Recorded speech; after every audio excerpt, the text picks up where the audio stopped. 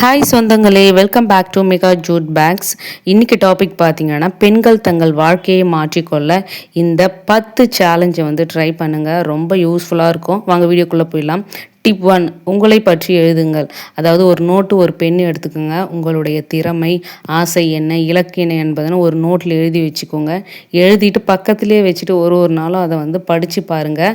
Tip 2, அதாவது காலையில் சீக்கிரமாக அதிகாலையில் எழுந்துக்கிறீங்களான்னா ஓகே, நான் லேட்டாக தான் எழுந்திரிப்பேன் அப்படின்னா ஒரு 1/2 1 ஹவர் முன்னாடி எழுந்திரிச்சிக்கோங்க.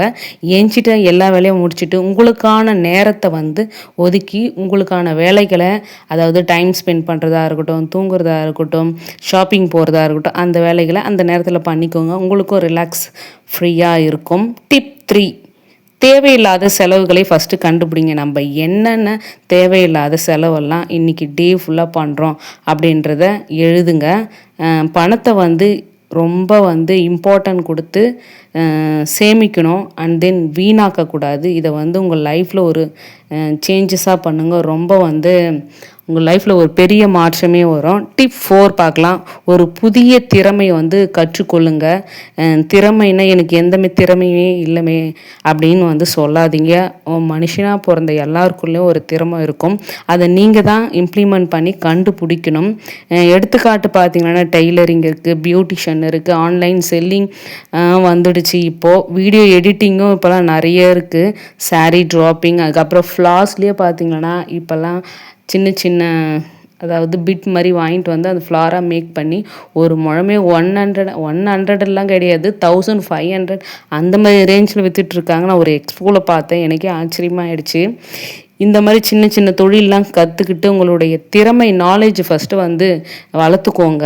இப்போ காலகட்டத்துக்கு படிப்பே முக்கியம் இல்லை, அதை தாண்டி நிறைய விஷயங்கள் இம்பார்ட்டண்ட்டாக இருக்குது. அதுவும் கற்றுக்கோங்க. ட்ரெண்டிங்கை வந்து கொஞ்சம் ஃபாலோ பண்ணிங்கன்னா நீங்கள் பிஸ்னஸ்லேயே இருந்தாலும் சரி, சின்ன ஒரு ஸ்மால் பிஸ்னஸ்லேயே இருந்தாலும் சரி, சீக்கிரம் வந்து முன்னேறி நல்ல ஒரு ஏர்னிங்கை பார்க்கலாம்.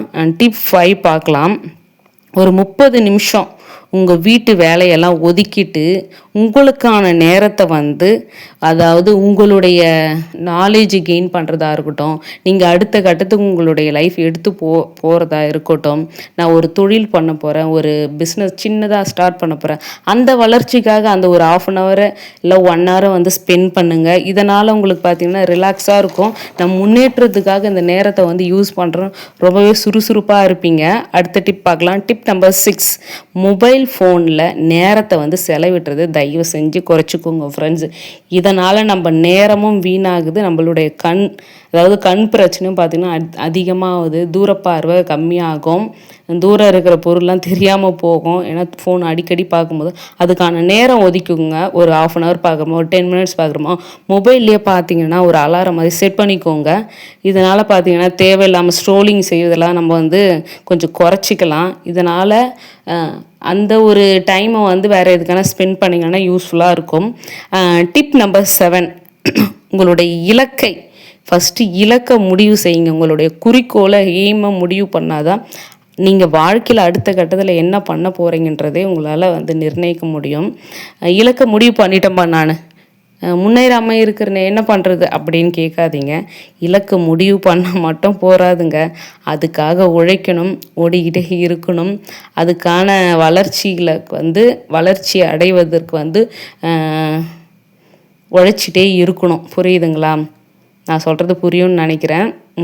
ஒரு 3 மாதத்துக்குள்ளே நம்ம இந்த ஒரு விஷயத்தை வந்து பண்ணி முடித்து ஒரு பெரிய வளர்ச்சி அடையணும். ஒரு சின்ன வளர்ச்சி கூட எடுத்துக்கோங்க, அதில் இருக்கிற ஹாப்பினஸ்ஸே தனி. நம்ம ஒரு தொழில் கற்றுக்கிட்டு, அதாவது சின்ன டைலரிங் பண்ணுங்கள், அப்புறம் ஆரி ஒர்க் இருக்குது, நிறைய இதுக்கு முன்னாடி கூட நான் சொன்னேன் தொழில்கள்லாம் நிறைய சொல்லிக்கிட்டே போகலாம். ஏன்னா நிறைய இருக்குது. நீங்கள் சர்ச் பண்ண தான் உங்களுக்கு ஒரு தெளிவு கிடைக்கும். இந்த ஒரு வருஷத்துக்குள்ளே இல்லைன்னா ஒரு 6 மாதத்துக்குள்ளே இந்த ஒரு தொழிலில் நான் வந்து கொஞ்சம் முன்னேறி இருக்கணும் அப்படின்ற ஒரு எய்மை வந்து ஃபஸ்ட்டு முன்ன வச்சுட்டு இலக்கை நோக்கி ஓடிக்கொண்டே இருங்க. அதை அப்படியே விட்டுடாதீங்க. அதை தொடர்ந்து ஒரு விஷயத்தை வந்து நம்ம தொடர்ந்து பண்ணால் தான் அதில் வந்து வெற்றியை பார்க்க முடியும் ஃப்ரெண்ட்ஸ். இது கண்டிப்பாக உங்கள் லைஃப்பில் அப்ளை பண்ணி பாருங்கள். உபயோகமாக இருந்துச்சுன்னா கீழே கமெண்ட் செக்ஷனில் சொல்லுங்கள். அதை பார்த்துட்டு இன்னும் ஒரு சிலர் வந்து கமெண்ட் பண்ணுவாங்கள்ல, எனக்கும் இது லைஃப்பில் நடந்தது அப்படின்னு ஷேர் பண்ணுவாங்களே, இதனால் வந்து ஒரு சின்ன ஹாப்பினஸ் கிடைக்கும். சரி, ஓகே ஃப்ரெண்ட்ஸ், நான் 8th பாயிண்ட் பார்க்கலாம். 8th டிப்ஸு, பணத்தை சேமிக்க தொடங்குங்கள். 8th டிப்ஸ் பார்த்தீங்கன்னா ரொம்ப ரொம்ப ரொம்ப இம்பார்ட்டன்ட். ஏன்னா இது வந்து நான் முன்னாடியே சொல்லணும்னு நினச்சேன், இருந்தாலும் 8th பாயிண்ட்டை வச்சுட்டேன். பணத்தை சேமிக்க தொடங்குங்கள். ஏன் பணத்தை சேமிக்க தொடங்குங்கள் சொல்லியிருக்கேன் நான். சிறிய தொகை, அதாவது ஒரு ரூபாய் சேர்த்தா தான் 10 ரூபாய் ஆகும், 10 ரூபாய் சேர்த்தா தான் 100 ரூபாய் ஆகும், 100 சேர்த்தா தான் 1000 ஆகும். இந்த மாதிரி சின்ன சின்ன அமௌண்ட்லேருந்து தான் பெரிய அமௌண்ட்டை வந்து நம்ம பார்க்க முடியும். நீங்கள் தினசரியாக இருந்தாலும், வீக்லியாக இருந்தாலும், இல்லை மாதத்துக்கு ஒரு முறை சேர்க்குறதா இருந்தாலும், உங்கள் கிட்ட கிடைக்கிற ஒரு சின்ன அமௌண்ட்டாக இருந்தாலும் சேர்த்து வைங்க. அது வந்து நாளைக்கு பெரிய அமௌண்ட் ஆகலாம்.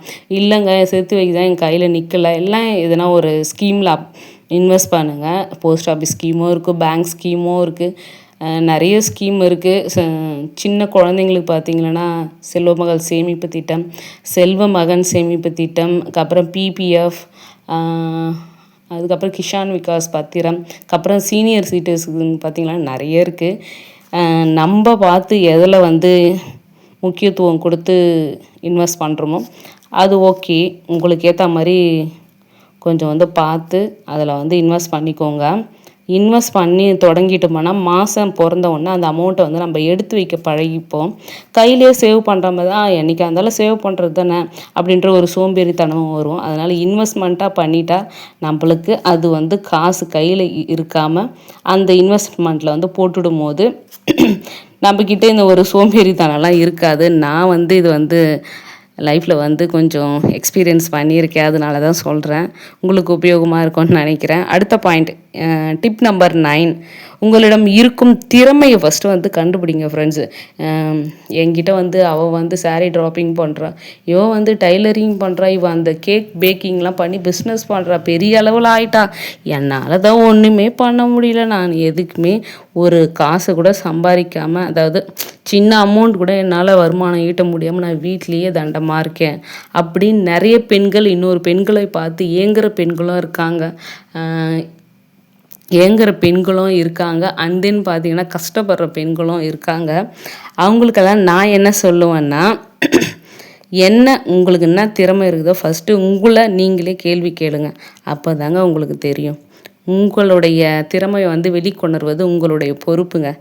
நீங்களே கேளுங்க, நீங்களே நம்மளால் என்ன முடியும் அப்படின்னு தொடர்ந்து எதனா ஒன்று பண்ணிக்கிட்டே இருக்கும்போது தான் நம்மளுடைய திறமை வந்து வெளிப்படும்னு சொல்லுவாங்க. அதை வந்து நீங்கள் தான் வந்து கண்டுபிடிக்க முடியும்.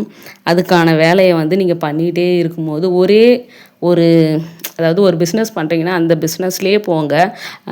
இப்போ பிஸ்னஸ் பண்ணுறேன், அப்புறம் சாரீ விற்கிறேன், அப்புறம் பியூட்டிஷியன் போகிறேன், அந்த மாதிரி மாறிக்கிட்டே இருந்தீங்கன்னா உங்களை வந்து ரீச் கிடைக்காது. அது எந்த விஷயமா இருந்தாலும் சரி, எந்த ஒரு ரூலை வந்து ஃபாலோ பண்ணி பிஸ்னஸில் வந்து சீக்கிரம் வந்து சக்ஸஸ் ஆகலாம். டிப் நம்பர் 10, ஒரு வருமான வழியை வந்து கற்றுக்கோங்க. நீங்கள் வீட்டில் இருந்தும் சரி, இல்லை வெளியில் போயும் சரி, ஒரு ஏர்ன் பண்ணுற மாதிரி ஒரு வேலை வாய்ப்பை வந்து வளர்த்துக்கோங்க, கற்றுக்கோங்க. இது வந்து உங்கள் லைஃபுக்கு ரொம்ப ரொம்ப ரொம்ப இம்பார்ட்டன்ட். உங்கள் சைல்டாக இருந்தாலும் சரி, உங்கள் வீட்டில் இருக்க ஹஸ்பண்டாக இருந்தாலும் சரி, பேரண்ட்ஸுக்காக இருந்தாலும் சரி, நீங்கள் பண்ணுற ஒரு சின்ன ஹெல்ப்பாக இருந்தாலும் அவங்களுக்கு ரொம்ப சந்தோஷத்தை கொடுக்கும். இது எத்தனை பேர் எக்ஸ்பீரியன்ஸ் பண்ணியிருக்கீங்கன்னு நினைக்கிறேன்னு தெரியல. பண்ணியிருந்தீங்கன்னா கீழே கமெண்ட் செக்ஷனில் சொல்லுங்கள் ஃப்ரெண்ட்ஸ். நான் பொதுவாக வந்து எக்ஸ்பீரியன்ஸ் பண்ணியிருக்கேன். இது ரொம்ப ரொம்ப ரொம்ப யூஸ்ஃபுல்லாக இருக்கும்.